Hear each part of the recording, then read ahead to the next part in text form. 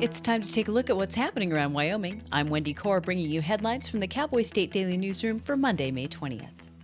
The father of 17-year-old Linnea Brown, who was gunned down at a Casper park Tuesday by her ex-boyfriend, is devastated.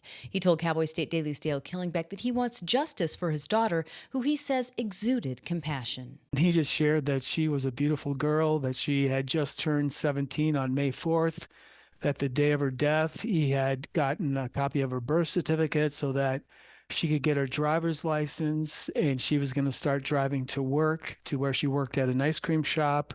She loved her job. He said that all the people that work with her loved her, and he just said she didn't have an angry bone in her body.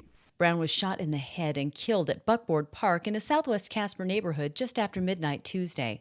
Police have charged her former boyfriend, 15-year-old Evan Castaner, with her murder. Wolf 907F in Yellowstone has lived an unusually long life. Along the way, she's given birth to multiple litters and lost her left eye. Outdoors reporter Mark Hines says it's quite a feat for a Yellowstone wolf to survive to age 11, which is more than 3 times the average lifespan of a wolf. They're very territorial and they fight a lot with other packs. So a lot of wolves get killed doing that. And then also a lot of wolves die trying to take down prey.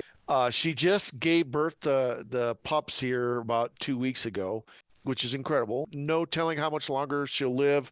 Usually they get killed when they're still young, but if they do live to an advanced old age, the biologist said it's about the same as a large breed of dog. Just biologically, 10 or 12 years is about all they can expect. Only one of about every 300 wolves even makes it to age 11 in the wild. Most are killed around age 3 or 4. Natrona County Coroner James Whips was shocked to find inconsistent and haphazard treatment of unidentified remains. Whips found remains stored on shelves, buried in communal coffins, or shipped out of state. So he told Cowboy State Daily's Pat Mayo that he's on a mission to change that. He first became alerted to this issue of what to do with the remains back in August 22, kind of at the tail end of the pandemic, when a local funeral director in Casper came knocking on his door to recover a body to return to his funeral home. And he casually asked Mr. Whips, "What do you want me to do with the rest of the bodies back at the funeral home?" And Mr. Whips had no clue what he was talking about. A couple questions later and answers later, he was able to determine that these funeral homes, 2 major ones in Casper, have been engaging in different ways of either holding the bodies locally, burying them, or they were sending them off to Kansas, Topeka, Kansas area. Whips says the number of unclaimed cremated remains fluctuates because of the endless stream of people who die and those who are too poor to get a proper burial. When safely compressed in its steel can, ready to save someone's life on a hiking trail in Yellowstone or Grand Teton National Parks, bear spray is not only useful, it's essential gear. Left in a hot car, however, it becomes a ticking time bomb that could really ruin someone's day and car if it explodes.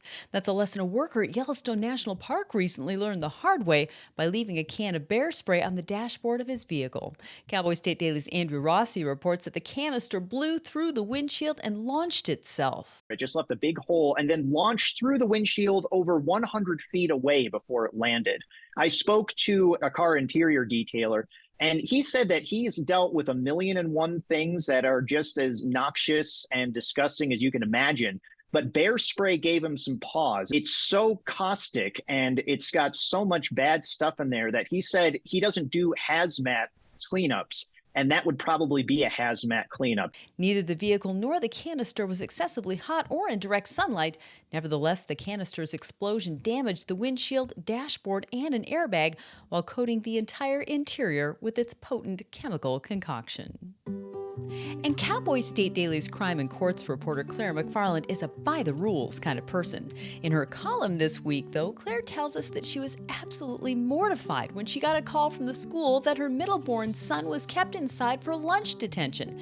That is, until her son gave her his perspective. The email said that Middleborn was throwing apples at the school building and that I needed to talk with him about his behavior and showing more respect for the facilities. And I was like, what are you doing? You know, that's not your building. But then we had to talk about, you know, lunch detention and, you know, this is a consequence. You've been shamed. You've been confined. And he was like, no, I loved it because I got out of the storm and I got to read The Hunger Games, which is well written, fascinating story. And I got to be honest, watching him pull it out of his backpack again and snuggle down in the passenger seat of my car, I was thinking, man, I could sure use a lunch detention.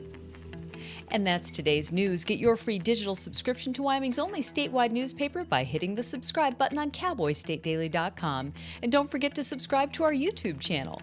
I'm Wendy Corr for Cowboy State Daily.